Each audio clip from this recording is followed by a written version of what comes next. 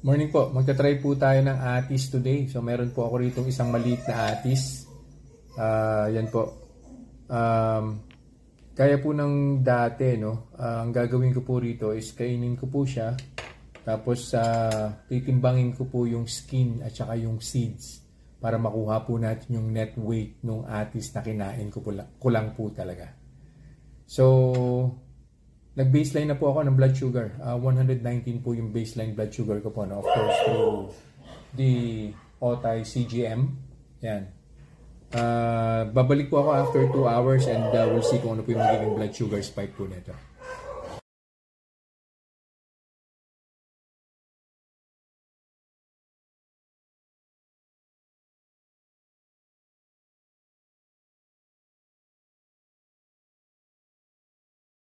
Conclusion na po tayo dun po sa atis na kinain ko po today, no?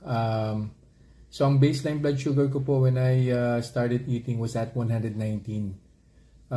Tapos after an hour, umakyat po siya ng 5 units, so nag 124 po siya, pero 10 minutes bago po mag 1 hour, nag 126 po siya. So yun po yung highest or yun po yung peak na blood sugar spike, 126. And then on the second hour, 112 po. Yun po yung final na blood sugar reading po natin. No? So, mas bababa pa po siya kaysa po dun sa baseline na 119. So, ang conclusion po natin, wala pong blood sugar spike. Sobrang minimal. Plus 5, plus 6 lang po siya. It can be considered as, no blood sugar spike. Kasi halos flat lang po yung, actually, pababa nga po yung graph. Pag tinignan nyo po siya, no? Yung chart, pababa po siya. So, a couple of takeaways po, no? Number 1, isa lang po yung kinain ko. So, nakalimutan ko pong banggitin na yung timbang po nung atis, 150 grams.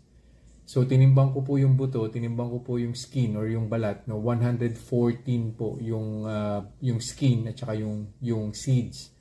So, ibig sabihin, 150 po yung buo minus 114. So, ibig sabihin, 36 grams lang po yung pinaka-meat ng atis na nakain ko. So, ganun lang po kakonti makakain nyo ron. Halos isip-sipin nyo nga lang po yung buto nun eh. So, kung malaki po siguro kung 2 piraso, 3 piraso, o yung mga malalaki na atis, I'm pretty sure magiging iba po yung blood sugar spike nun. Kung gusto nyo lang pong tumikim, gusto nyo pong ma-satisfy yung cravings po ninyo, okay po yung ganun lang po kaliit, wala po siyang problema. Yun lang po for this review. I'll see you guys in the next vlog. Bye-bye.